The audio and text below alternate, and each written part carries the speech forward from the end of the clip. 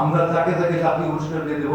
আমরা অনুদান কথায় বিশ্বাস করি না। অনুদান দেওয়া হয়েছে যুগের পর যুগ, কোটি কোটি টাকা দেওয়া হয়েছে। অনুদানের যে অর্থ ব্যয় করা হয়েছে, যেই ছবি নির্মিত হয়েছে, সেই ছবি বাংলাদেশের একটি প্রেক্ষাগৃহে হয়তো বা কোনো নাম বসতে মুক্তি দেওয়া হয়েছে, কোনো দর্শক দেখেনি, বাসায় বসে ড্রয়িং রুমে টেলিভিশনে দেখেনি, কিন্তু জাতীয় পুরস্কার নিয়ে গেছে অনেকগুলি।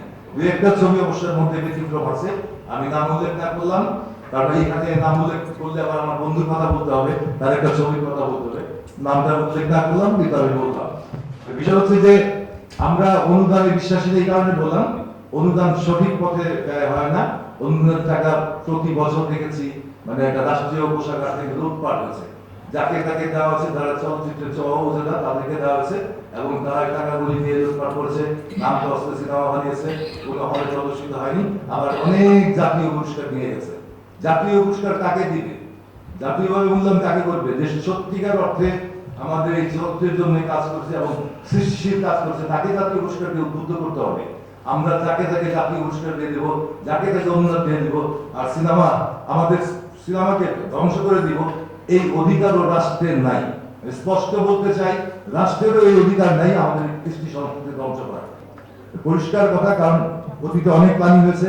আমাদের এফডিসির পাশে একটা আমাদের নিজস্ব জায়গা, আমাদের ব্যবহারের জায়গা 8 নম্বর 4 নম্বর 3 নম্বর ফ্লোর ভেঙে একটা বিশাল বিল্ডিং করা হচ্ছে, যে বিল্ডিংটা 1 টাকা কাজও লাগবে না। আমি চ্যালেঞ্জ করে বলতে পারি, আর আপনার যদি কারো ক্ষমতা থাকে আমার চ্যালেঞ্জ গ্রহণ করতে পারে, কোনো কাজে লাগবে না।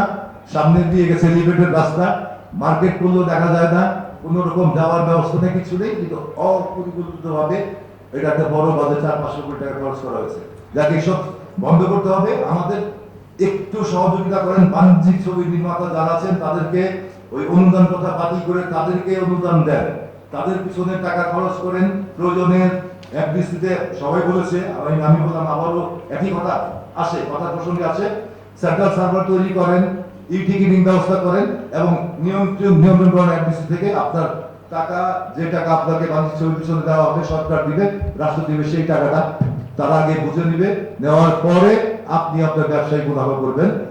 এটা যদি হয়, অসংখ্য প্রযোজক আছে যারা সিনেমা করবে। সিনেমা হল সংস্কার বা সিনেমা হল নির্মাণের জন্য 1000 কোটি টাকা ঘোষণা দেওয়া হয়েছে।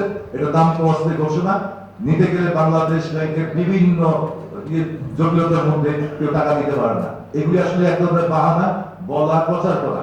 প্রচার থেকে বাইরে এসে সত্যিকার অর্থে আমাদের চলচ্চিত্রের জন্য কাজ করে। অনেক কথা বলা ছিল, অনেকের খিদা লেগেছে, খাওয়া বন্ধ রেখেছে আমার জন্য, অসংখ্য ধন্যবাদ। আর আমার ব্যক্তিগত খিদা লেগেছে, সবাইকে অনেক অনেক ধন্যবাদ, সবাইকে